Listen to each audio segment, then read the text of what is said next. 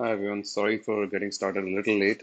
Um, we will get started exactly on a scheduled time of 11 o'clock. Can everyone hear me clearly?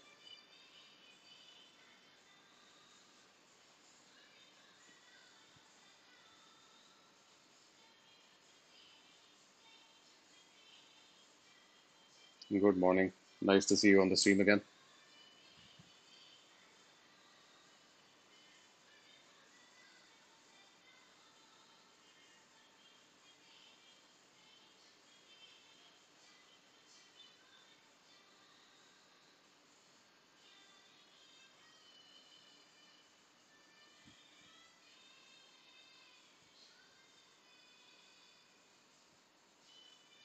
So while we're waiting, whoever's on the stream right now, does anyone have any questions? We have 10 minutes before we get started.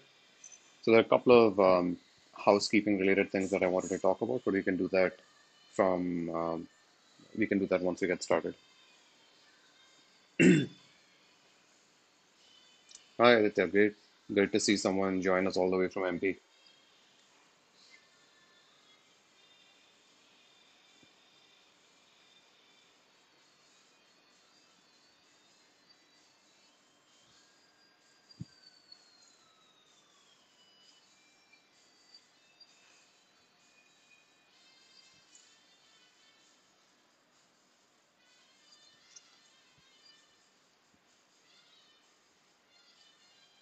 Guys, it'd be great if you could let me know if you can hear me clearly. I can't tell if the audio is clear. So please just let me know if you see any problem, if you can hear any problem with the audio.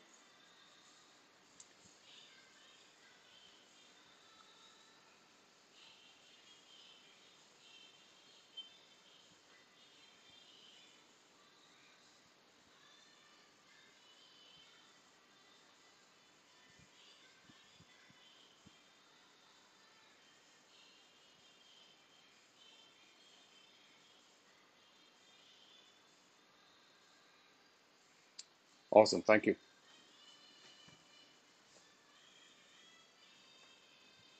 Thanks, guys. So, like I said, all of you who've attended before, this is a great time for you to ask me some questions before we get started. Just give me 1 second. Yeah.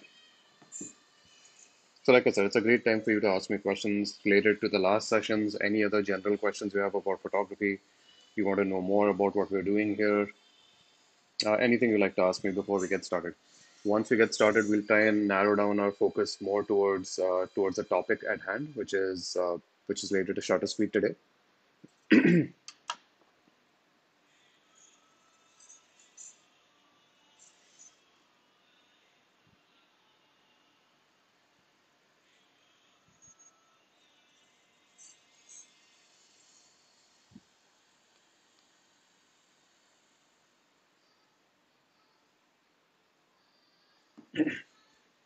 Hey Ashwin, good to see you on the stream.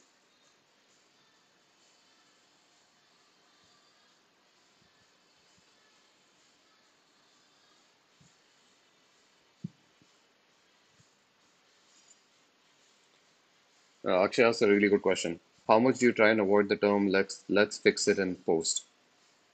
Okay, so that's a really good question. Um, I don't think about fixing things in post. Right? That's never my intention when I start shooting. The way I look at my photographic process is there are two. So let's say this is what I mean by the photo, right? This is the end result. This is the photo that you get. This is a combination of the actual photographic process, which is shooting, plus editing, right? I don't think of these two things as being independent or separate parts. Both of them feed into the idea of what a photograph is. So I never think of fixing something in post, but I do always need to make adjustments in post to actually bring to life the vision that I have for the photograph. So every photo that you see that I put online, it's not been fixed in post, but it's definitely been altered in post production to more closely match my vision. Now with a lot of digital techniques, you can fix a lot of problems in post, but I think that's not an appropriate way of thinking about it. Mostly because if you think, oh, I made a mistake now, I'll fix it later, That's only valid if you really know the limitations of your camera and really know the limitations of your editing technique. So if you take a photograph which is blurred, for example, if you use a very low shutter speed and you blur the photograph, you're not going to be able to fix that in post. Whereas if you make a minor mistake, like make a difference in white balance, that you can definitely fix in post. So some things are fixable, some things are not. And you'll only realize what is fixable and to what degree. So for example, exposure adjustments. You'll only know how to what degree you can fix exposure adjustments when you're very familiar with your camera and very familiar with your editing tools. So I wouldn't think of it as fixing it in post. I would always think of it as how can I shoot to maximize my ability to enhance the photo in post production. I hope that makes sense. Uh, Let me look at other questions before we get started. I hope that was an appropriate answer for you. Let me just pull up some more stuff here. Which metering mode should we use while shooting a video in outdoors? So I don't really shoot much video. I've only started learning about video now, so I definitely don't consider myself to be anything near an expert. Uh, So there are several tools that you can use to judge the correctness of the exposure even in video and in stills. We'll go over a few of them, including the histogram. The metering mode doesn't matter so much. It honestly doesn't matter that much as long as you're getting the correct exposure for the scene. What you think is the correct exposure for the scene.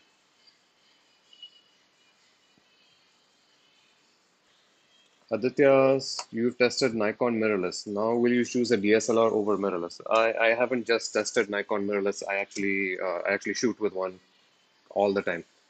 Right, so this is my Nikon Z. Which one is this? This is my Z6. I have a Z6 and a Z7. So right now the only SLRs I really shoot with are these guys, which are my film SLRs. So I only shoot film on SLR. Everything else I shoot with, the video right now is being recorded by a mirrorless camera. So I don't shoot SLR anymore.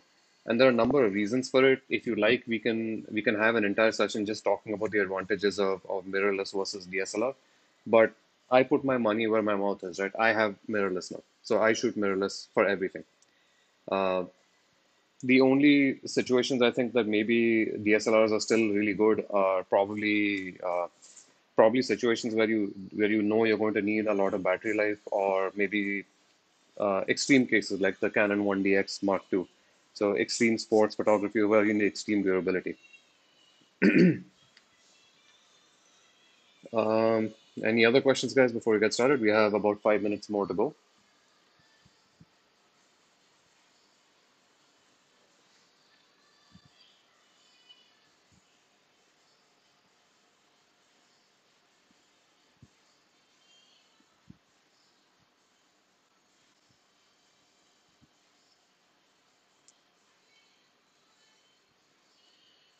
So, and another thing that I've decided to change about our sessions moving forward is I had a lot of feedback from friends and from people who attended that the sessions are just a bit too long. So our sessions normally go past 1 hour, and I know most people's attention spans, including mine. Even I can't sit through 1 hour of content. So we're going to try and shorten it down a little bit. So this session, which we're about to do, was supposed to cover both shutter speed and aperture. I'm going to just shrink it down so that we only talk about shutter speed today. Our next session will cover aperture, lenses, and depth of field. So just to make it more bite-sized portions, and it's so that's easier for all of us to process. So please let me know your thoughts about that. Do you think that's a good idea? Do you think that's a bad idea? Would you prefer to sit for a 1 hour session, or would you not just 1 hour? Our sessions, the last session went into almost 1 hour, 1 hour 30 minutes. So would you prefer to sit for a 1 hour 30 minute session or two 45 minute sessions? Which makes more sense to you? Please let me know.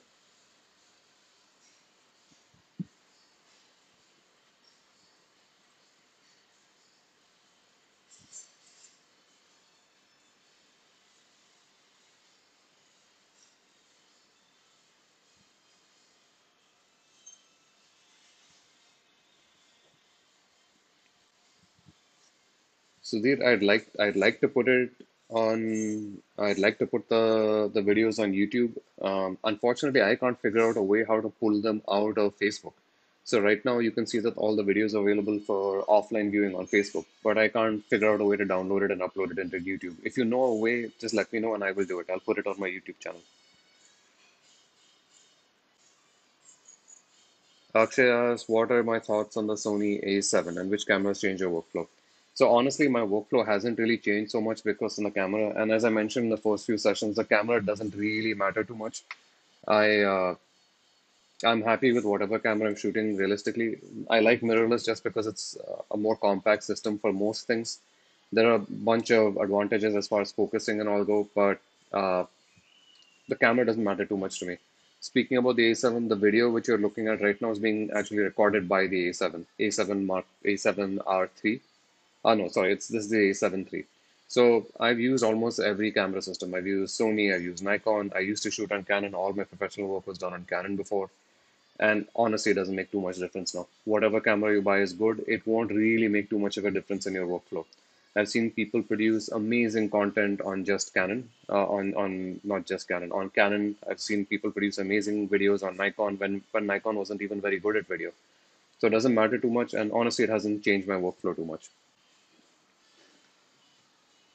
Okay, so I think the people who talked about put it in their comments so far prefer 45 minutes. So I think we'll stick to that. It's good for me too. I get super tired after 1 hour of talking, after 1.5 hours of talking. So let's just keep it to that.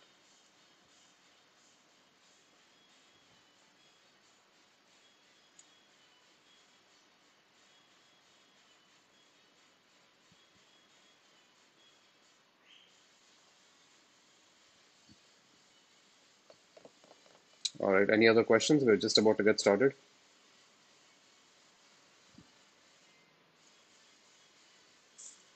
So Pratik, I actually have a software called OBS which can record the stream while I'm broadcasting it, but there's a pretty big CPU penalty.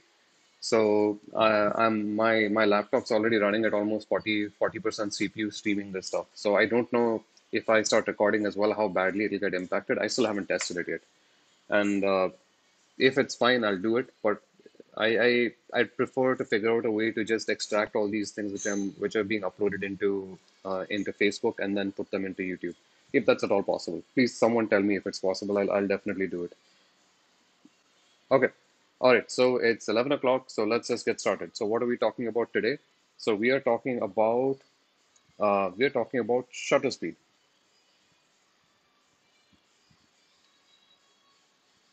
Okay. So before we get started on shutter speed, let's just have a brief overview of all the stuff we covered so far. Right? We talked about we talked about a few important terms last time, and it's really important that we're all on the same page about these terms, just because I'll be using these terms a lot. Right? So we talked about exposure,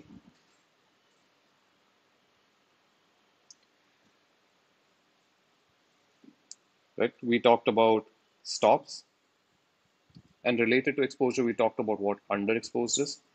We talked about what overexposed is. Regarding stops, we talked about what one stop up or down means, right? Then we talked about how stops relate to aperture. We talked about how stops relate to shutter speed. And we talked about how stops relate to ISO. We also talked about the idea of equivalent exposure.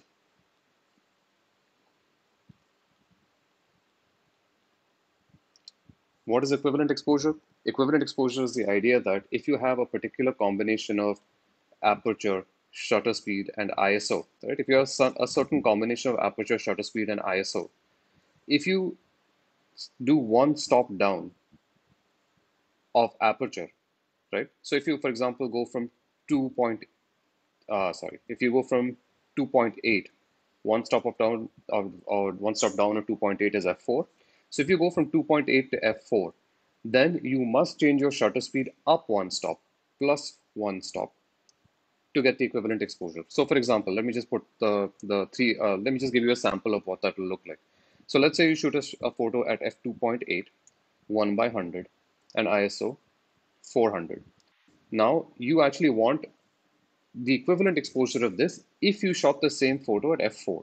Now, what does that mean? F4 is one stop down of 2.8. We know this because we know the aperture scale is a reciprocal scale, right? It goes from 2.84, 5.6, so on and so forth. So as the numbers get larger, the aperture gets smaller and smaller. And we did a live demo of this last time. So Now what will happen is, if I go from 2.8 to 4, I stop the aperture down one stop, which means I'm letting in half the amount of light, which means the photo, if I don't change anything else, the photo will be darker. It will be one stop down in exposure, nothing else, right? So let's say we want the same exposure as before. We want this exposure. So then what we'd need to do is we'd have to stop something up. So we could stop it up in two ways. We could go one stop up in shutter speed, which would be 1 by 50 actually, but in the cameras we generally get 1 by 60, and we'll keep the ISO the same. So these two exposures are equivalent. Another way of doing this would be, let's say we shoot at f4, we really want to maintain that 1 by 100 shutter speed. And then what can we do? Well, we need to get we need to get one stop of exposure from somewhere. So the only thing left for us is going to be ISO. So the ISO goes up to ISO 800, right? So all these three exposures are equivalent. They give you the same brightness.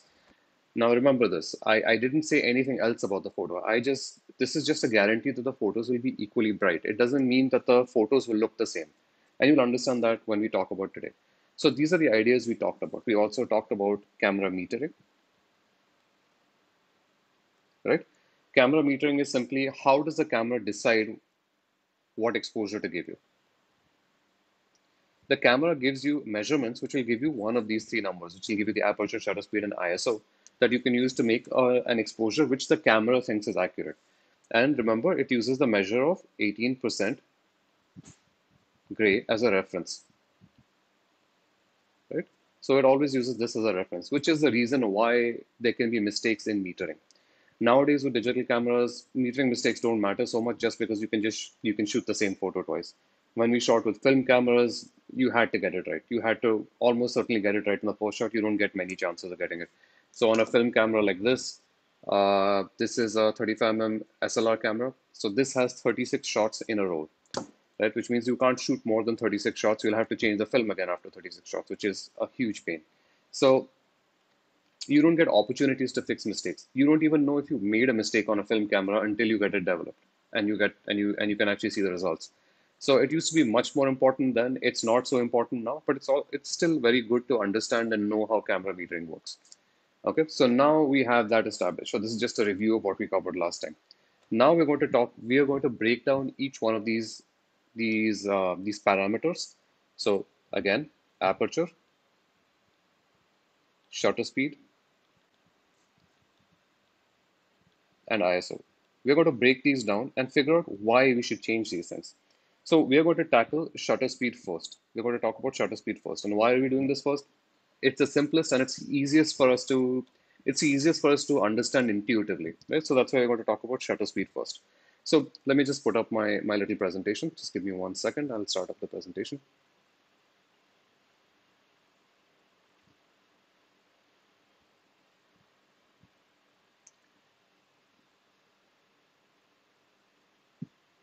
Just give me 1 second while I get everything set up.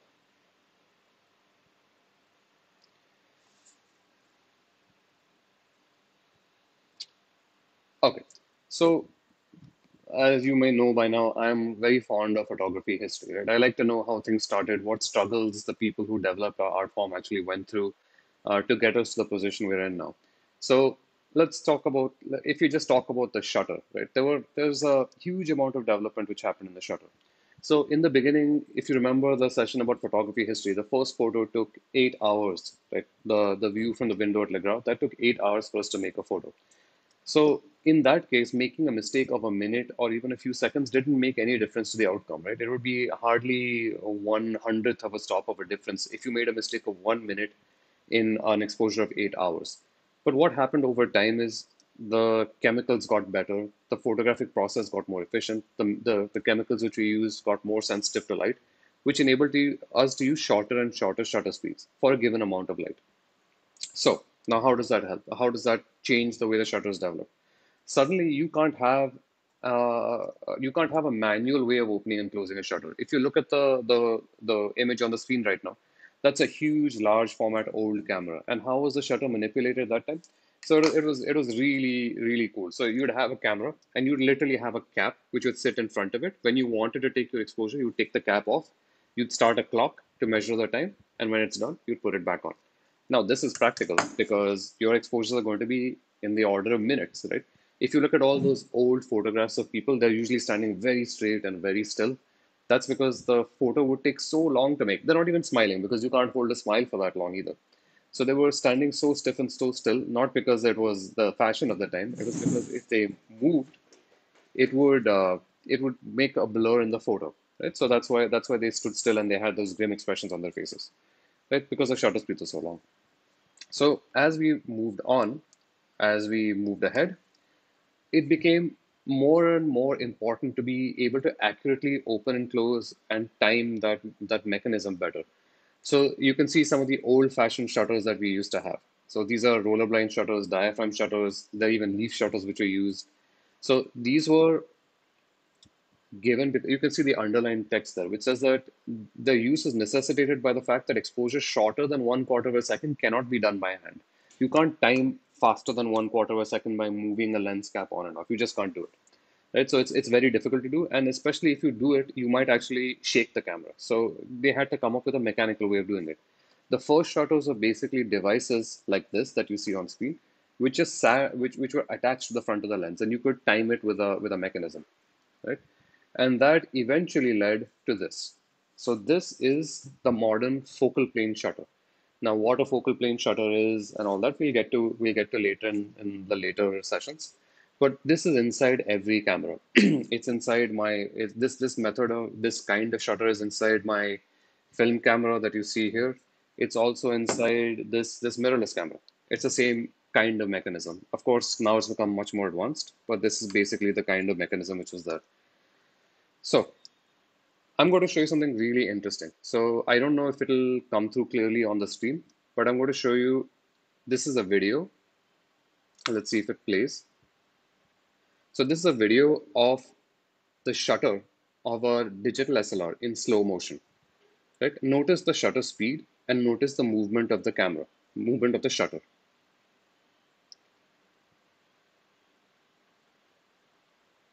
Now watch it at 1/10, 1/1000th of a second.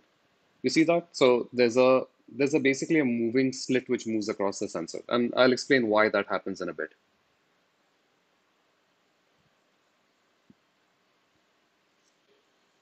Okay. So before we go there, I'm just going to pause a second and we're going to analyze this again, right? We're going to look at it on the whiteboard. All right. So how does a focal plane,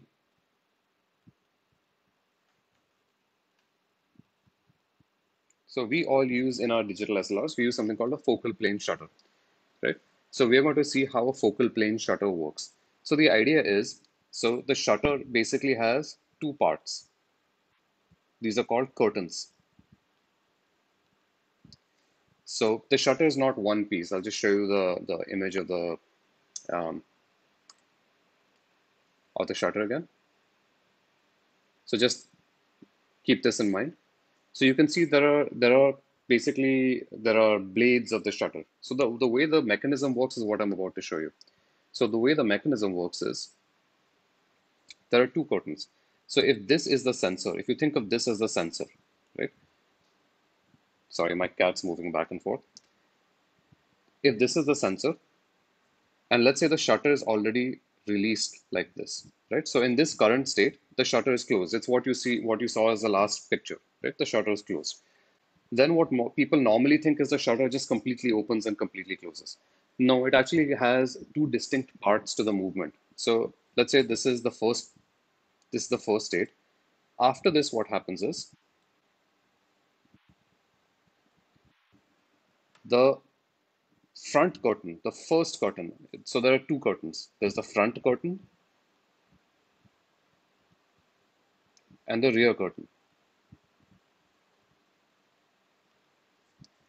So the first step is the front curtain moves out of the way. So this is the front curtain.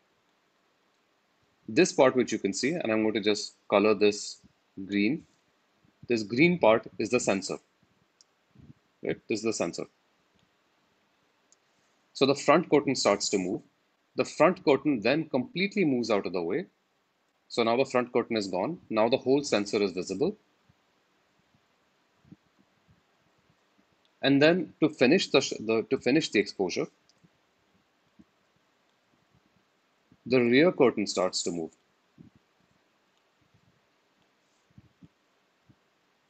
Right? The green part is the sensor. And then after this, the rear curtain closes and the shutter is closed. Right? So this is the whole sequence. Now there's a catch to this. The catch to this is the situation at a lower shutter speed, not at a very high shutter speed, right? So this is at a shutter speed which is for most cameras 1/200th of a second or slower, right? This happens at 1/200th of a second or slower. But what happens if you want to get a much faster shutter speed than 1/200th of a second? Now there is a physical limitation to this, right? The physical limitation is, if you imagine this, the front curtain has to move out of the way, then the rear curtain closes, right? Front curtain moves, rear curtain closes. Now, let's say, like this camera, this is a relatively new camera. This camera can do 1/8000th of a second, right? 1/8000th of a second. That's ridiculously fast. So, if you had to get that kind of shutter speed, how would you do it? You can't move this shutter blade at 1/8000th of a second. You can't have it clear the sensor at 1/8000th of a second. If you do the math, I haven't done it yet, but that means it has to move basically 2.5 centimeters in 1/8000th of a second. I'll do the math, but it means it's going to move at something like 400 or 500 kilometers per hour, I think. Not possible, right? So what did these clever engineers decide to do? They figured out a way to make a faster shutter speed possible without having to move the front curtain at faster than 1/200th of a second, right? And this is how it works. So let's see about fast shutter speed.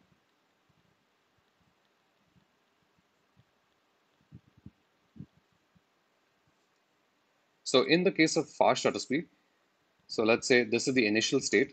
The shutter is closed in the initial state. Then we want to start shooting. We press the shutter button. Now what happens is, until now everything is the same. The front curtain moves downwards. This is the sensor.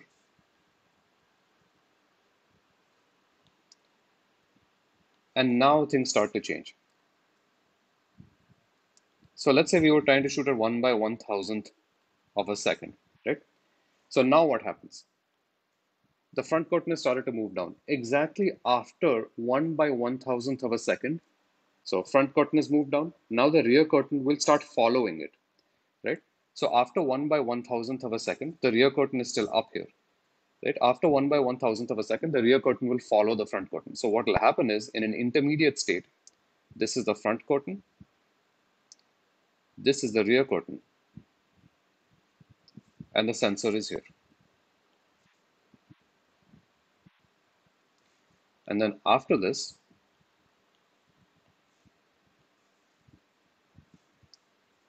the same thing will continue to happen, where the front curtain is now away from the sensor. The rear curtain is still up here. This is the sensor. And then the final state is that the shutter is closed, right? So there's a moving slit which moves across the frame. Instead of having the front curtain completely open and then the rear curtain follow, the front curtain opens. Then after a very short duration of time, whatever the shutter speed is, the rear curtain will start to follow and it will be a moving slit. So each part of the sensor, the green part, is only exposed for that 1/1000th of a second, which is what gives us that fast shutter speed. Now, when you look at the video, it'll all make sense, right? So let's look at that video again. Now watch. This is 1/200th of a second. So in this case, now watch the slow motion. You can see the front curtain come down, then the rear curtain immediately follows it, right? At one point in time, you could see the entire sensor. Now watch the 1/1000th of a second shutter speed, right? Did you see that? You saw a moving slit. You saw the front curtain move down, but before it could even get to the bottom, the rear curtain started to follow it, right? So that's how fast shutter speed works. Now I'm going to stop for a couple of seconds and ask if I'm going to stop for a bit and ask if people have questions about this so far, because this is kind of important, right? Does anyone have any questions about this so far?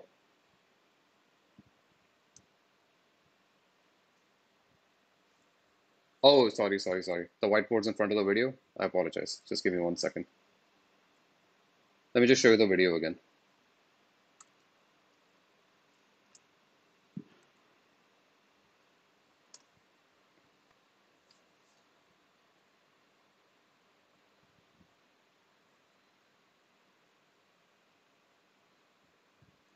Yeah, I just started it again. You'll see it in a second. Sorry, it just didn't strike me that the whiteboard is still in front of the video. Right, so this is a good opportunity for us to take a few seconds and take a few minutes and see if anyone has any questions about this.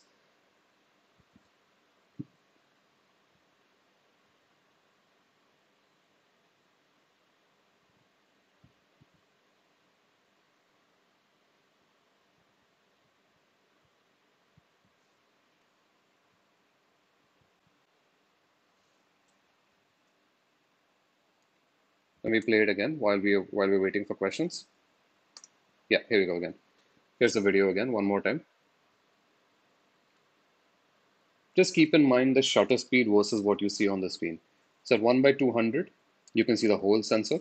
At one point in time, you can see the entire sensor. But at a faster shutter speed of 1 by 1000, now watch this.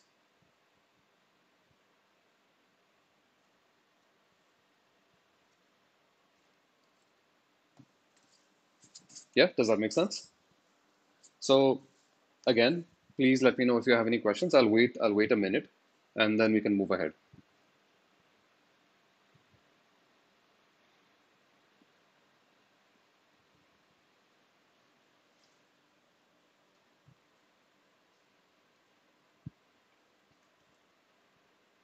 Yeah, are there any questions?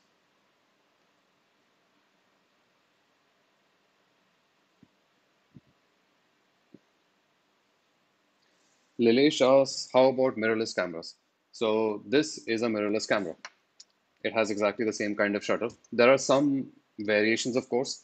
So some mirrorless cameras use what's called an electronic first curtain, right? So there's no front curtain that's triggered electronically by switching the sensor on and off. And there are some mirrorless cameras, such as the Sony A9, which have a fully electronic mode. A lot of mirrorless cameras have a fully electronic mode, where the front curtain and the rear curtain are triggered on the sensor. There's no physical shutter moving back and forth. That's a good question. So far, there are still some significant disadvantages to having a fully electronic shutter. For most situations, it works fine, but there are situations in which it does not work at all. And you will see those. You'll see those extreme cases. I'll show you examples of those extreme cases. Vivek asks, so once the mirror falls down, the shutter gets back to its original position? Yeah, at the end of it, there's a reset. So front curtain comes down, rear curtain comes down, and then the whole thing is reset. You don't see the reset in the video I showed you because the reset's happening once the mirror falls back down, right? So it's not possible to see the reset. Omkar says this is interesting because in fast moving scenes, this will capture different parts differently. Yes, it will. And this is really, really cool. It's actually a really interesting phenomenon that happens in cameras. And I'm going to show you really good examples of this. So, bonus points if someone can tell me what this is called in video. There's a really bad thing that happens in video because of this, because of different things happening at different points on the sensor during different times. Anyone have an answer to that?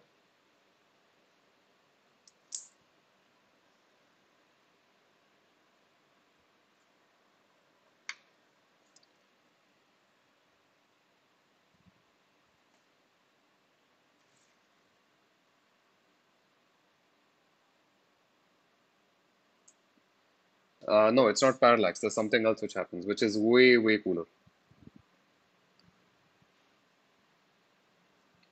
Okay. All right. So let's get going. Let's start. Let's get on the next slide. Now, an interesting thing about having this problem with a focal plane shutter, right? Ideally, you don't want such a problem happening in cameras. You don't want different parts of the sensor to be illuminated, or you don't want a situation where there are parts of the sensor which get light and parts that you don't. Now, there's a really severe problem which happens, or a really severe limitation which happens when you have a focal plane shutter. And if you think about it, it really makes sense. So if you talk about flash photography, right? If you talk about flash photography, what is a flash? And I'm going to be putting up the entire Shutter School flash photography content online too for all you guys. where we'll talk about this. We'll just spend an hour just talking about how a flash works. But the short version of this is a flash is a very short duration of light. It only goes off for a fraction of a second. How short? How short? To give you a sense, it can vary anything from 1 by thousandth of a second to 1 by 25 thousandth of a second, the duration of the flash pop, the flash bulb going off. Now, think about it this way. So, if you look at if you look at the top of this presentation, the shutter speed, the shutter curtain at low speed. Now, what happens here is the shutter is closed, the first curtain opens. Now, the sensor is completely open to light. The whole sensor is exposed to light. The flash fires at that time and illuminates the scene. Great, that works exactly as you expect, and then the shutter closes. Done. That's awesome. So that works fine. But now let's look at a situation at 1 by thousandth of a second. At 1 by thousandth of a second, the shutter will open halfway or even less than halfway. Then the rear curtain will start to follow it and a slit will go through. Now, what will happen if a flash fires in the middle of this exposure? The flash is only 1 by thousandth or even shorter. It's a very short duration of light. What will happen is only the band which is exposed, only the strip of the sensor which is exposed at that point in time to light will get hit by the flash, right? So any of you who've shot in the studio and have shot at a high shutter speed will know that uh, if you shoot at a very high shutter speed, you'll only see a narrow band of light on the frame, and the reason for that is what we talked about right now, right? So yeah. So another question is, Vinayak asked, so the mechanism of the shutter happens for lakhs of time because it's been programmed accordingly. So what you're talking about, Vinayak, is the duration of the shutter mechanism, right? So depending on which camera you buy, so the more there's an estimated rating of the life of a shutter. Now, most consumer level cameras, I'm not talking about full frame cameras, I'm talking about entry level cameras. They have a shutter speed rating of 60 to 70,000, most of them. Now, that's just an estimate from the manufacturer. I had a Nikon D70, which when I stopped using it for serious work, I would just make it shoot time lapses. So that camera shot, I'd say more than 120,000 exposures, and the shutter was still fine when I sold it, right? It was absolutely fine. I had my wedding photography cameras easily do 60 to 70,000 exposures. The Canon 1DX is rated for 500,000 exposures. It has a titanium shutter mechanism, so it's going to last longer. But in general, you shouldn't worry too much about the durability of a shutter. So I had a Nikon D750, which had a problem with the shutter. It was a recall for that camera. The entire shutter mechanism only cost me 4,800, 4,900 rupees to replace. So if you're worried about shooting a lot and worried about the camera shutter breaking, don't worry so much. It's an easy repair and it's not an expensive repair. So you shouldn't worry about the life of the shutter of the camera.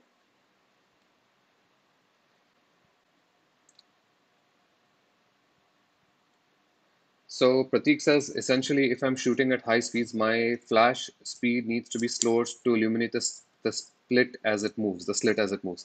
So Prateek, sort of, but it generally never works. Generally, what will happen is the duration of the flash will always be too short for it to capture the whole sensor as it moves. So instead of that, you have something called high speed sync mode. Now that's a more of an advanced topic, but camera manufacturers have figured out a way to work around this limitation using something called high speed mode. And we'll talk about that later when we talk about flashes. Okay, so I'm going to move on from this unless anyone has any questions about this. I know this may seem a little complicated, but it's easy enough to figure out once you understand the concept of shutters moving up and down. Right? Any other questions before we move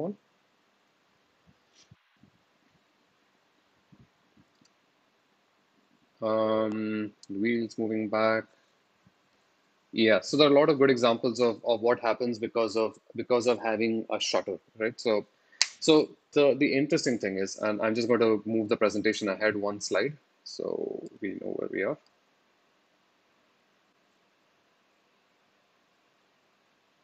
Sorry. Yeah, I need to get this on top. Yeah.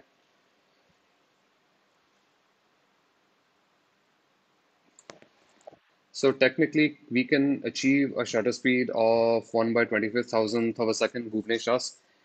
Technically, yes. Practically impossible because 1 by 25th of thousandth of a second means the slit will have to be extremely thin, and timing that 1 by 25th thousandth of a second mechanically is very difficult.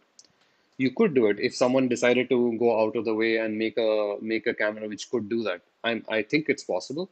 There's nothing which will stop it physically, but timing it will be so difficult that the mechanism required will have to be made so precisely that I don't think people will bother making it. Now, another reason why you don't have cameras which are shooting faster than 1/8,000th of a second is uh, 1/8,000th of a second in daylight will still give you an aperture of f1.2 at ISO 100 in bright daylight. Right? You can still get a decent exposure. So, what is the benefit of shooting beyond that? There isn't much, right? You could think of it as a extreme high speed photography scenario. But those situations happen so rarely that camera manufacturers can't and don't want to spend the extra money making something like that. On the other hand, nowadays you have cameras with electronic shutters, fully electronic. So in this case, timing is easy because it's not a mechanical piece which is moving. It's you telling the sensor switch on and off these parts of the sensor at this time. So I have seen electronic shutter speed cameras, so such as the Sony RX100, the A7, A9. I think they can do 1/20,000th. I think even the Fuji X-T3 can do 1/20,000th of a second electronically, not mechanically. That's a big difference. Chaitanya says, how do we stop the video banding at an average light? So that's a video question, and I will explain that when we talk about video in a bit. It's not really relevant here. I will answer that question, but just not right now. It will mix up a lot of concepts. Right, so we'll get to that. Any other questions before we move on?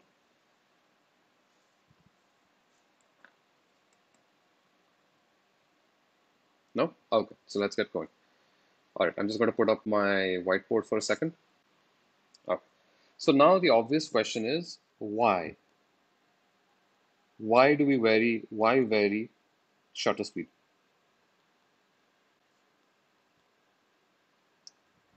Right? One of the most obvious reasons is to control exposure. Right? We vary shutter speed to control exposure. That's the obvious reason. But let's think about it a little harder. So yes, we can use it to control exposure, but we have two other ways of controlling exposure. We have aperture and we have ISO. So theoretically, you could make a camera which is fixed at 1/60 shutter speed, right? It only could shoot at 1/60th of a second, and you could control the exposure by varying the other two. But we don't do that. So why do we not do that? So let's think about photography as a medium in itself, right? So this is a photograph, right? This is a two-dimensional. This is a two-dimensional representation of a four-dimensional scene, right? In life, we deal with four dimensions usually, right? So we have length, breadth, width, and we have time, right?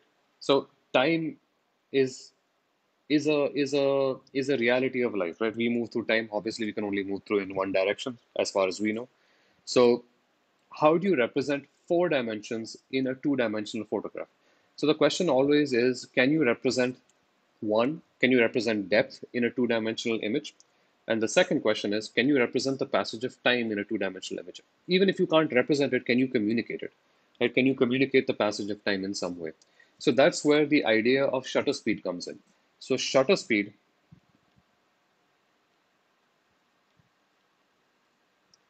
lets you communicate the passage of time.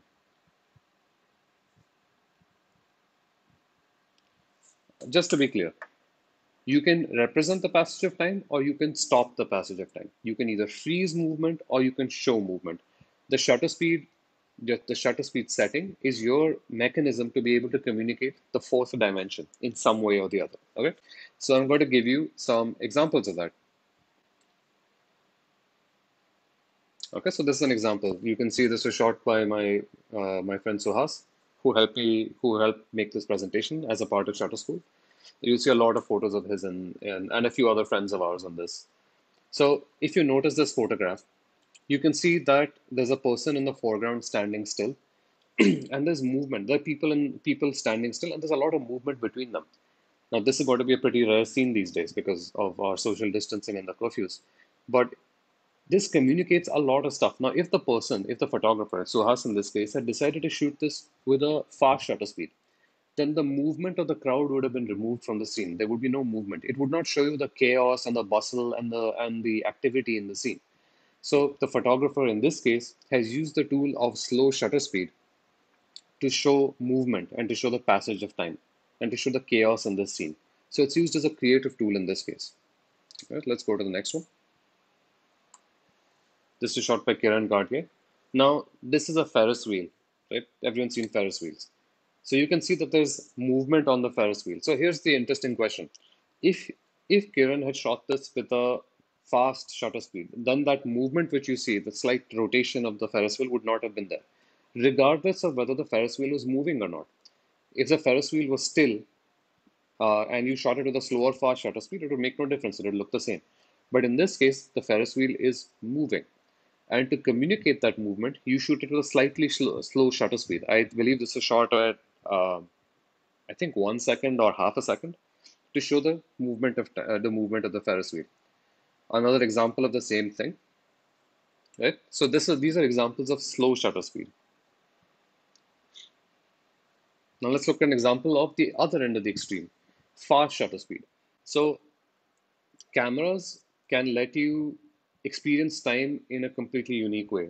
If you remember the little session I did about the history of photography and about the horse galloping, cameras can reveal the natural world in a way that we can't experience. Human eyes and human perception cannot see. So in this case, it's a shutter speed is used as a tool to freeze time, to show you a very tiny cross section of time which you cannot perceive normally. So this was shot at 1/8,000th of a second. Again, this is a photo by Suhas, where this fish is frozen in time, jumping. It was jumping out of a little out of the river, and it shows you the exact moment when it happened, and it's frozen in time. So this is where fast shutter speed is used. So again, this is a photo by Suhas. You can see the photographer decided to use slow shutter speed to show the movement of the water over the rocks, right? If he had not done that, which is this photo, you can see the water looks almost crystalline. It looks like it's made out of glass, right? It's made out of crystal. Now, why was this used? Why was a fast shutter speed used in this particular scenario? It's to freeze the movement of the dog, to show the dog jumping over that body of water. I'm just going to show you a few more examples. And every time I show you an example, just think about it for a split second. Think about whether this is slow shutter speed, whether this is fast shutter speed, and also consider why it was shot that way. Right? Think about why it was shot that way. The why is really important in photography and in many technical and aesthetic fields. How to do something is actually quite easy. Right? So how to change shutter speed is actually really simple. I just have to change this dial, and this changes shutter speed. Right? That's actually really easy. It's how to do things in photography is actually one of the easiest things in any kind of form of art. If I ask you how to draw a painting, that's a really tough question to answer. If I ask you how to take a photograph, that's easy. You do this and you press this button, and that takes a photograph, right? So they're very different things. So as photographers, it's more important for us to answer the artistic questions, to answer the why questions and the how questions. The why questions will enable us to become more creative artists. So that's why we answer the why questions more. We should think about the why questions more, right? So in this particular case, Suhas has shot this with a slow shutter speed to show the movement of the smoke or the smoke trails in this photo. This is an odd case. So a lot of you will know this as a panning shot. So a panning shot falls in the middle of slow and fast shutter speed. In this case, what happens in a panning shot, and let me just show you my face in this so yeah, I know. So in a panning shot, you take the camera and you move it along with the subject while you're using a slow shutter speed. So what this does is the relative movement between your camera and the subject is very little because you're tracking the subject. But the movement between the camera and the background is a lot because the background is stationary and you're panning across the background. So in the case of a panning shot, the subject will appear to be still while the background will appear to move. Will be blurred. Sorry, not appear to move, but it will be blurred.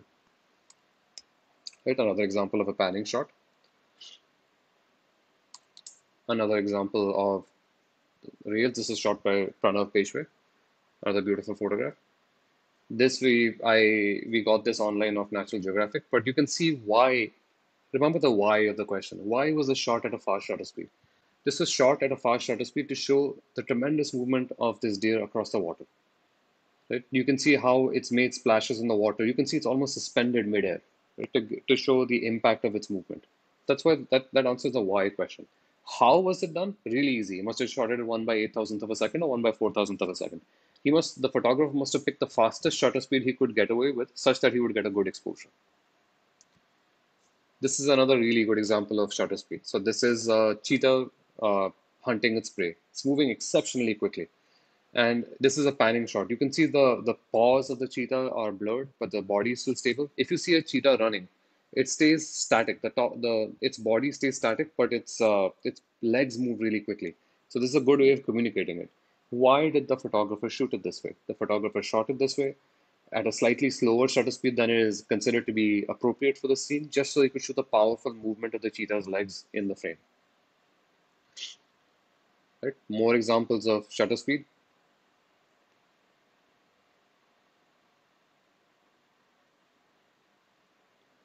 After I finish showing you these photos, I'm going to ask you a couple of questions, which will be really interesting. This is a really interesting example, right? You can see the blur in the photo, but you can see the card perfectly still.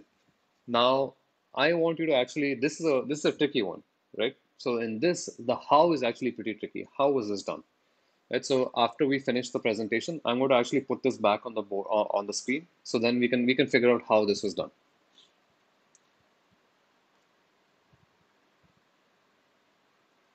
So this is another example of fast shutter speed. It's a water sprinkler shot with such a fast shutter speed that the water remains still. Like you can see the wings of the bee in this shot. It's shot with such a fast shutter speed. So this is an example of slow shutter speed. So this is a photo I took somewhere in the Sierra Mountains in California, somewhere near there, I think. So you can see star trails. So what is star trails? Star trails. So the Earth, unless you're a flat earther, in which case please don't attend any of these sessions. It'll cause you to question all your beliefs. So the Earth rotates around an axis, and because of that, the stars are stationary and the Earth rotates, and we are on the Earth, of course. So as we rotate, the stars prescribe an arc across the sky, and this is an example of the trails that a star leaves in a very long exposure. I think this was 4 or 5 minutes. This is a 4 or 5 minute exposure. All right. So this is a photo I shot at a wedding many, many years ago. This is an old presentation, so you'll see a bunch of old photographs. Uh, I selected a very fast shutter speed for this. I think this was 1/4,000th of a second.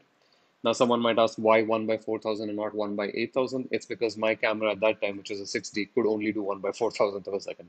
So I had no choice. I had to shoot it at that speed. Why did I shoot it this way? I shot it this way to freeze the movement so that you could see each individual petal of the flowers which are raining on Aditi here. So here's an example of two scenes. One, here's an example of two photographs, and both the photographs are pretty much the same scene. I shot these photos in somewhere up in Himachal, I think near Mussoorie. I don't remember exactly what the location was. Now, this is a relatively fast shutter speed shot. It's not fast, it's relatively fast. It's fast enough to freeze the movement of the clouds. So I think this was maybe 5 or 6 seconds, right? Now, why don't you see blur? Because the camera was on a tripod, right? So there's no relative movement. Then I shot the same photo again with an exposure of a few minutes, right? So this exposure is of a few minutes. Now, what happens in this case? The exposure is long enough to show the movement of the clouds in the photo. So it has the silky look of the movement of the clouds. Now, very similar scene, but two completely different photos, right? Two absolutely different photos just based on the shutter speed that I selected. Okay. So now I'm going to just stop for a few questions before we move on. We are almost at the end of this session.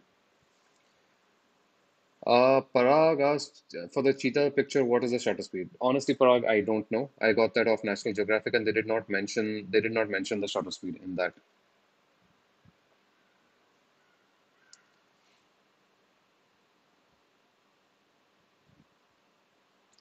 Okay, so Omkar asked a really good question. How slow can we go for panning? So the speed of the panning shot depends on the speed of the subject you're trying to shoot. If it's a very slow moving subject, the subject is moving this slowly, you're going to need a much faster shutter speed. Sorry, you're going to need a much longer shutter speed just to show movement, right? If the subject is moving fast, so for example, you could get a panning shot of an F1 car at 1/200th of a second. You'd see the same effect. right? Just because the object is moving very quickly across the frame. So if it's moving so quickly across the frame, you can pan very fast. So you'll see the movement very fast. Um, and how do we pan? As soon as we click or after clicking? Okay, so that's a good question. So how do you pan? Now here's the correct technique. So panning shots, you first track the object in front of you, right? You first track the object and you start moving along with the object and then shoot in the middle of that movement. You don't shoot and then move. You move and then shoot and let the camera complete its exposure. And you should continue to move through the entire exposure. You shouldn't stop in the middle, right? So that will get you the smoothest panning shots. I have a panning shot of a taxi which I shot way back in 2009 in San Francisco, and that shot is still used by most media because it is royalty free whenever they show a photo of a taxi, and that's a really good panning shot. I'll put it up on the screen later. Right? So I can't give you like a definitive answer for what shutter speed you should use for panning. It depends on how fast the subject is moving. It also depends on how far the subject is. It also depends on the lens you use. So there are lots of variables, but generally you just use a shutter speed that will enable you to complete the exposure in the middle of this movement. Right? You should be able to finish the exposure in the middle of this movement. That's all. That's what you need to make a panning shot work. Okay, any other questions before we finish up? There's just a few more slides. We're already at 45 minutes, so I'm going to go a little bit over time. For panning, do we need to lock focus with the object? But a really good question. So it's almost impossible for you to track a subject like that with autofocus. Nowadays you can because nowadays the cameras are really good at tracking. When I started doing this, they were not, right? So what I do instead is if you're shooting, so let me just put it up on the whiteboard so you can see how you would do something like this.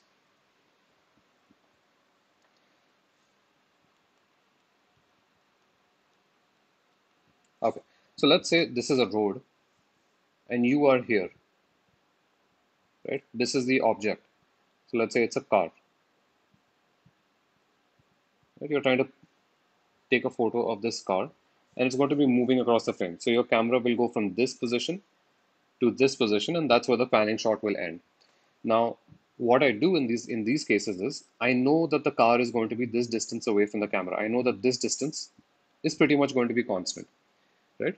So what I do is I pre-focus the camera on something on another car which has come before this car, right? I just get a focus lock on some car which is here, right? I just get some kind of focus lock here. And then as soon as I get that focus lock, I don't change the focus after that. Then I just keep shooting, right? So that's how we do focus lock for panning shots. Nowadays, like with my A7 III, with my Nikon Z6 and my Z7, it'll just track a subject moving across the frame. But even then, it might have mistakes. If you want a flawless panning shot, you should just pre-focus the camera and then put the camera on manual focus so it doesn't change the focus again. At what shutter speed do both curtains start following each other? So, Vishal, really good question. That shutter speed is called the sync speed of your camera, right? So it's different for different cameras. Some cameras have fast sync speed, some cameras have slow sync speed. My Nikon Z6 has a sync speed of 1 by 200. My A7 III has a sync speed of 1 by 200. I know some cameras have 1 by 180 or less. So, and some cameras have more. So my Nikon D70, my old D70, I had 1 by 500. So you should read your manual to find out what that is. Okay, any other questions? I'll just wait for a minute for some questions.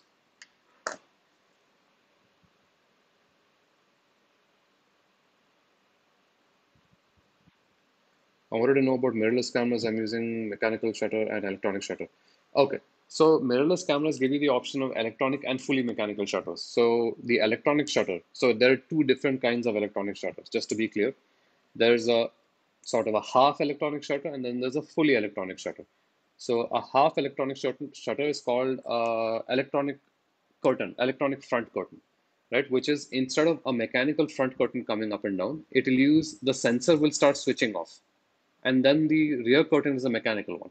So that's a half electronic shutter, right? Where one curtain is done electronically and the next curtain is done mechanically. Uh, Now, why is that used? That's used because it reduces some wear and tear and it's a much faster action. So there'll be some delay before the shutter resets. So that delay is gone because the first part of it is done electronically instead of being done mechanically.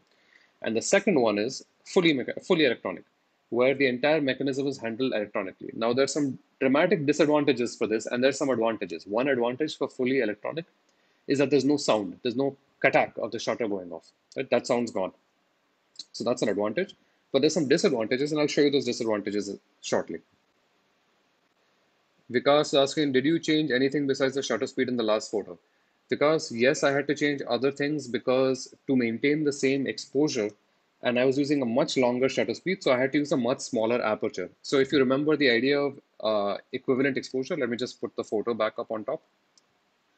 Right? If you remember the idea of equivalent exposure, those two photos were shot in almost the same time of the day, so the light didn't change too much. So how did I go from like a 1 second exposure to a 30-second exposure and still get two well exposed frames? The only tools I have, because I know I need a shutter speed of 30 seconds or more, the only tools I have are aperture and ISO. So I put the ISO down to the lowest value for my camera, which was ISO 100, and I used an aperture which was stopped down a lot so I could get the appropriate shutter speed, right? So that's how I did it. All right. So moving on, I'm going to show you something kind of cool. Okay. So let's see if this plays. Oh shoot, sorry. All right. So have a look at this. This is really, really interesting.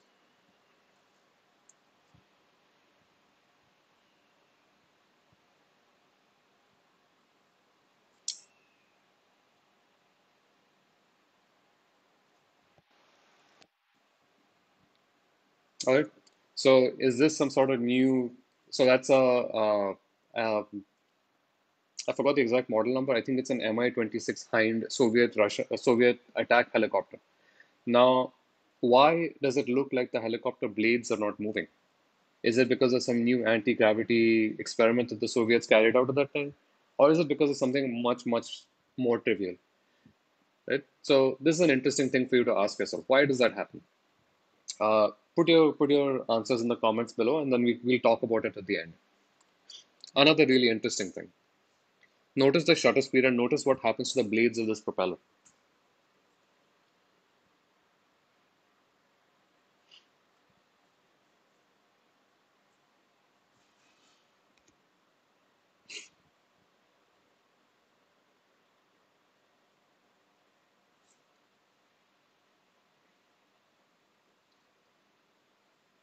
Right? And then next, look at the blades of this helicopter. Now, is this a tragedy about to befall us and the helicopter's rotors are about to break? Or is something else happening? Something funny, something that we don't see in real life. Right? So these are the questions I wanted to ask you before we move on. I'm just going to stop the slideshow right there. And let's just talk about these things. Vinayak says because the frame rate matches the blade speeds. Exactly. Right. So this is one important thing for us to remember. The important thing for us to remember is that um, our idea of reality, our idea of what is true, what is false, our idea of what happens in nature and what does not, to a large degree is actually set by what we see on media, on television or in photographs. What happens in photographs and what happens in television is not true. It's always seen through the mechanism of a camera. The camera does not reflect reality, is the point of me showing you this. Right? A lot of people does that cliche that the camera never lies. No, it's the opposite. The camera is always lying. Right? The camera is always clouding perception. The camera is always altering perception because everything is either through different kinds of lenses or different shutter speeds. So to give you the best example, and this is an example I use with my students all the time. If you look at one of those big SUVs that go down on a highway, uh, and you can see the alloy wheels of that SUV, right? When you see it in real life, you'll see that sometimes the alloy wheels stop moving, they stay still. Sometimes you'll even see them moving backwards, right? So I think everyone has seen that happen in real life. If you have, just put it in the comments that you've seen it, right? So here's the thing which will blow most people's minds. That thing of the alloy staying still and moving never happens. You don't see that in real life. It just doesn't happen in real life. In real life, it'll appear to be blurred. It'll never stay still. But the thing is, our perception, our memories are so clouded by media, by what we see, that we think that's what really happens. It doesn't happen, right? So because of a camera having a shutter. So if you look at the blades here, why do you think the blades are curved? The blades are curved because the top of the photograph was shot at a different time than the bottom of the photograph. If you remember this moving slit, it's because of that. It's because the slit of this thing moved up and down. You can try this experiment yourself. If you go on the highway, it's going to take a long time for us to get out. But if you just take your cell phone camera and start rapidly moving it left and right, you'll see vertical lines will start moving left and right. Why is that? Because the top of the frame and the bottom of the frame are captured in different times. So if you look at a tree and you're moving forward, the top of the tree will be captured in the beginning, but the bottom of the tree will be captured later. So then it will look like the tree is tilted, right? And that's because of the moving slit of the camera, or it's because the camera does not capture everything in the frame at the same time. Right? So that's a really important concept, and these are the side effects of having a shutter, right? Okay. So now let's go to the card because someone just reminded me of it. Thank you, Money, that you reminded me about that. Let's talk about that because that's really, really fun. All right, let's go back to that one. All right, let's talk about this photo. Yeah, Vinayak, that's why we get curved trees, we get tilted poles, we get all that because not just because of the shutter. That's It's because the shutter works in a way such that the whole sensor does not get light at the same time. If you had theoretically a shutter which could open and close in 8,000th of a second, you would not see this happen, right? You wouldn't see that effect happen. All right. So the last thing for today is we're going to talk about this playing card. I know how it's done. I know why it's done, but I'm going to ask you why you think it's done this way. How do you think it was shot this way? Anyone? Quick question. In the fully electronic shutter, so why do we have the slit concept? It can just turn on and off. So it can't turn on and off that way, Omkar, because of the way a CMOS sensor is read. So a CMOS sensor is read line by line. It cannot read all the data of it at once. So that's why it's a slit. So there's a technical reason for it, and it's a little too advanced to get into in this session. But generally, a CMOS sensor cannot read everything at once. All you can do is speed up how fast it can read. So if you look at a Sony A9, it still has that slit. A Sony A9 can shoot very high speed, fully electronic. But the only reason it can shoot very high speed, fully electronic is it can read those lines really quickly. In that way, it's no different from any other camera. The only difference is it can read that data very fast. It's got special circuitry to be able to read that data very quickly. That's right. Uh, okay. Yeah, great. Ajit, that's cheating, man. I think you've been in this class before, so you know why this happens. But yeah, that's right. It's a long exposure and a flash. Now the question is,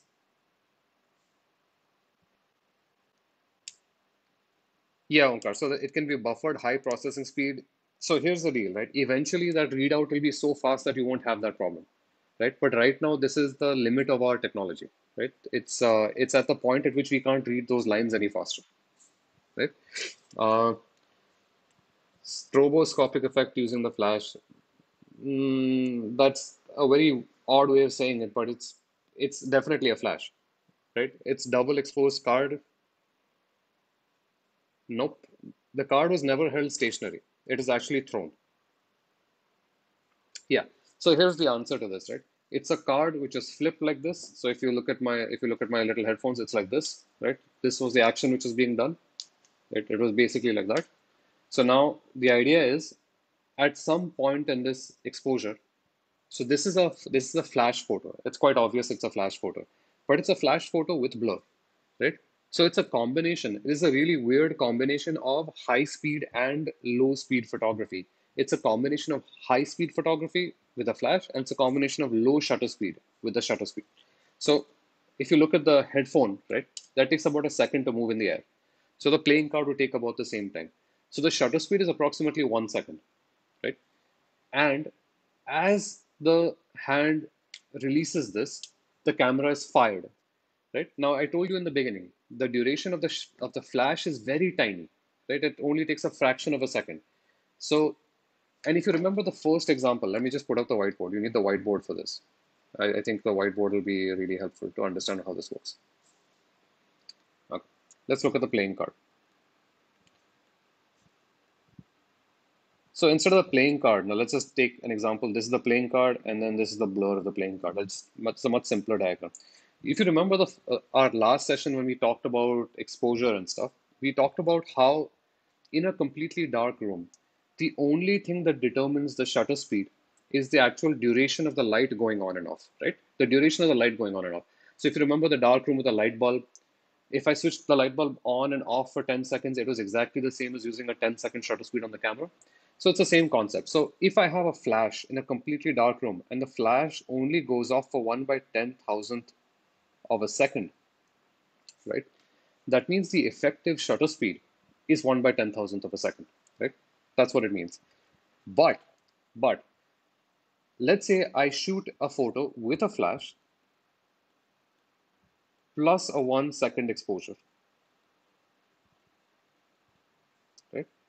So what will this be? It will be a combination of a 1 by, let's say, for example, the flash only goes off for 1 by 1,000th of a second, 1 by 1,000th of a second exposure plus a 1 second exposure,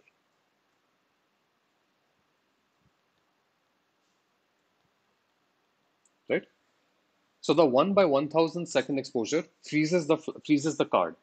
And then the 1 second remaining in the exposure is what gives you the blur. So you can try this at home. So how would you do this at home? So what you do is you would darken your room sufficiently. You would darken your room sufficiently so that when I throw something up in the air and you shoot a 1 second exposure, do this without the flash. So you'd basically do this, right? Your test exposure would be take the object, throw it in the air, shoot a photo, maybe half a second exposure. Do you get a blur? Do you see the blur? If you see a blur, great. That's it. That's all you need.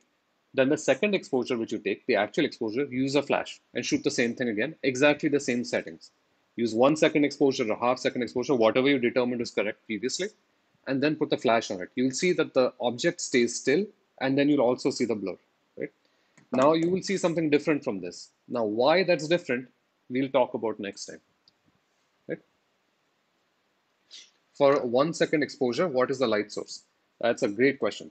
So in this particular case, I believe the light source is some sort of light bulb or some sort of continuous light, which is on for that entire 1 second. Vinayak, there is no pan in this. And Bhuvnesh, that's a great question. Was it triggered in the beginning or the end? And I'm not going to say this right now until we talk about flashes, but it's a really good question. If you read up a little bit about this, you'll figure out whether it was in the beginning or the end. Yeah.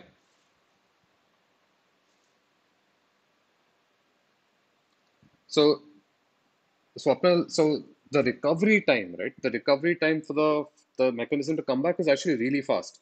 If you think about it, the shutter can move up and down in 1 by 200th of a second, right? So the recovery takes the same amount of time. So let's say it takes 1 by 100th of a second, which means it can do it 100 times in a second if required. It can never do it, of course, but you get cameras now like like this camera, right? I don't know if this is my Z6. Let me just make you hear the mechanical shutter of this. Right, it's super fast. Let's see if you can hear it. Right, you can hear that, right? So that's 10, 11 frames a second. So it can easily recover in that much time. There are cameras now which can do mechanical 13 or 14 frames a second. Now the problem is past past 13 or 14 frames a second, it's very difficult to do it mechanically.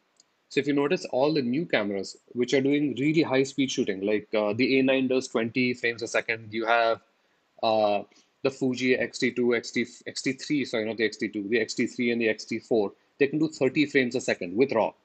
So now those are not doing it mechanically. It's impossible to do it mechanically. The mechanism can't reset fast enough. So those are all done electronically, right? Because there's no mechanism to reset. Yep.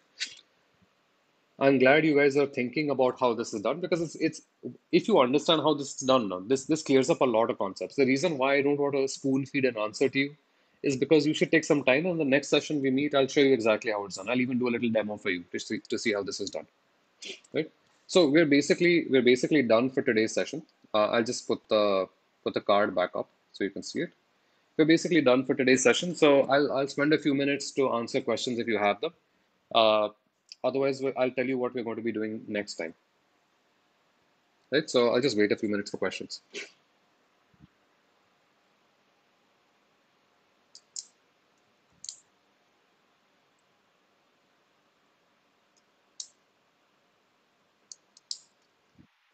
Question from the last lecture. For long exposure, when the CMOS sensor is exposed for say a minute, I sorry, Omkar, I don't really understand what you're trying to say here. Can you just rephrase the question and ask me that question again?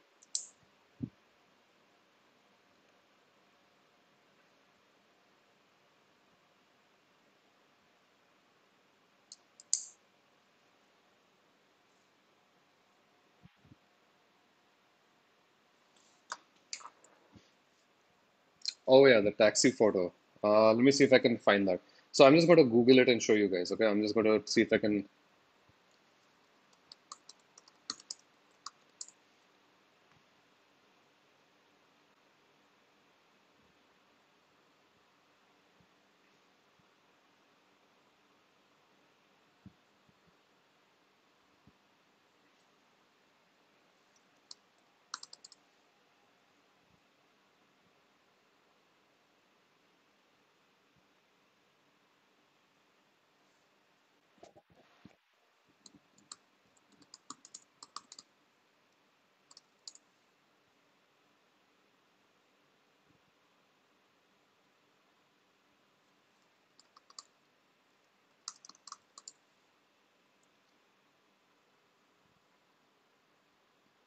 Thanks, Pratap. I'm just trying to find that taxi photo which I shot many many years ago. I have to go to my Flickr stream to find it. It's probably there somewhere. I tried to Google it, I couldn't find it easily. It's in a bunch of news articles. Once you see the photo, you'll recognize it.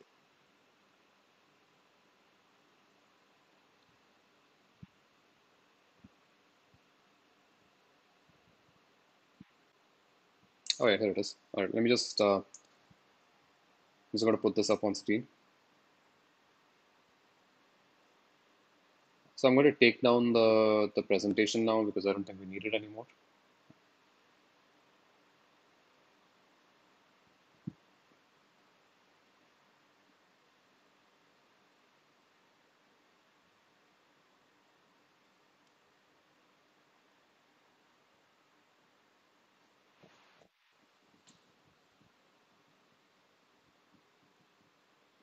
Yeah, just give me 1 second. Let me get back to this. Yash asked about can you elaborate on effective aperture and hyperfocal distance? Yep, that's what we're going to be talking about when we talk about aperture and depth of field. So it's not apropos to today's discussion, but it's definitely something we'll be talking about next time. Bhuvnesh, you wanted to tell us about the drawbacks of electronic shutter. Yeah, so the drawbacks of electronic shutter, given the state of current technology today, and we're talking about technology which of cameras which is just released it which is just released last year. So I'm talking about cameras like the A7 III, talking about the Z6. So in these cameras, the readout of the electronic shutter. So if you think about a mechanical shutter, with a mechanical shutter, that moving slit actually moves pretty quickly. It can move up and down 1/200th of a second. So you do get leaning trees back and forth. You do get those effects, but you don't get them. They're not very prominent, right? But if you actually shoot a photo with a completely electronic shutter, those effects are extremely prominent. Right, so I'll just show you some examples. Uh,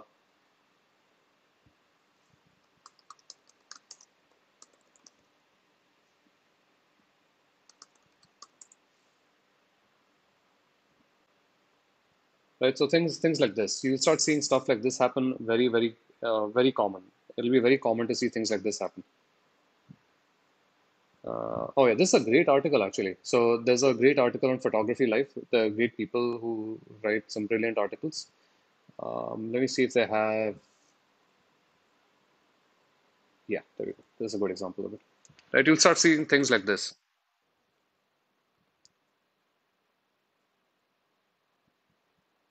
Yes, circle of confluence is not really a term. There's no such term as circle of confluence. I think you're talking about circle of confusion. And again, that's related to aperture and depth of field, not something we're going to be talking about today.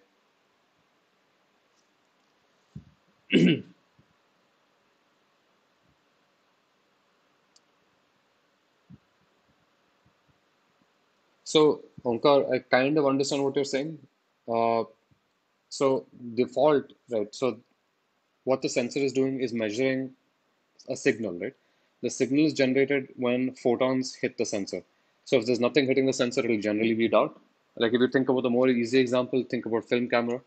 Right now, this film camera has film in it, right? There's film inside this camera.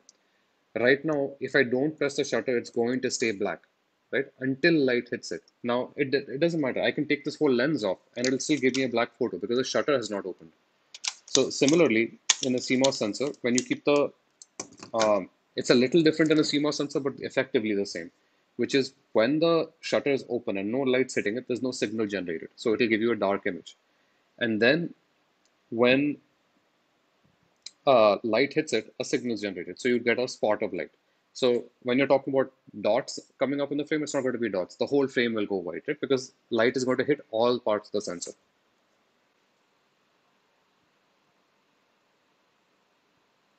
So Bhuvnesh is asking, why would it happen if the whole frame is exposed at the same time? So Bhuvnesh, this is happening not because the whole frame is being exposed at the same time. It's happening because it's not exposed at the same time. The whole frame receives light at the same time, right? This is the frame, it's receiving light, but the camera can only read it line by line going up and down, right? It can't read everything at the same time. The light is hitting it all at the same time, but can only read it from line by line. It can't read it all at the same time. That's why it's happening. So that's a limitation of a CMOS sensor. So a CMOS sensor has to read line by line. It can't read the whole thing at one time. That's why it's happening. Correct. So in a digital camera, Omkar, the sensor is active even before the shutter goes down, right? It's obviously you can switch the sensor on and off. The sensor is off until you press the shutter button. But the way the timeline works is that as soon as you press the shutter, the sensor is active.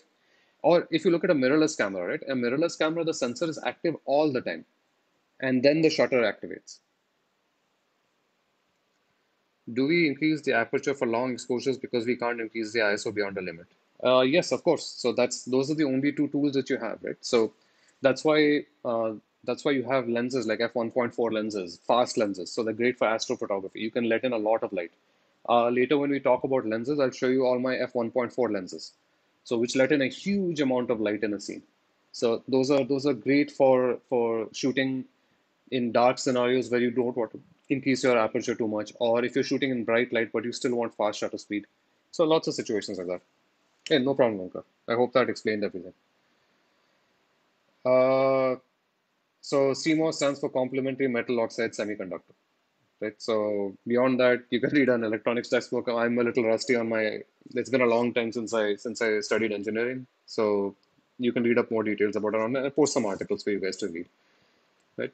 So the article I'm reading right now, this is actually a really good article, surprisingly good article that I found online. So I'm just going to post it in the chat so you guys can see it. Please read this article. This is a really good article about the mechanical and electronic shutter. I'm just going to pin this comment so you can all read it. It's written really well. I just read it. I remember reading this a long time ago, and it explained a lot of stuff to me as well. So this is a really good article, and I highly recommend this website too. Photography Life is a great website. Okay, so I'm going to end this session now. Next time we're going to be talking about aperture lenses. We're going to be talking about the really fun stuff, right? So aperture and lenses, and we'll try and wrap that up again in 45 minutes. Cool. Guys, please keep posting questions onto this timeline after the session's over, and I'll get to them as and when I have time. Okay. All right, guys. Great talking to everyone. I'll see you all next time. So before I go, when is next time? Next time is 30th of March.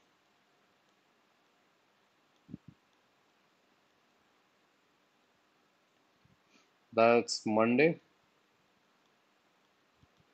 Again, at our standard 11 a.m. time slot. Right? And again, we'll try and keep it less than an hour. Okay. All right, everyone. Take care. I'll see you all in a couple of days. Bye bye.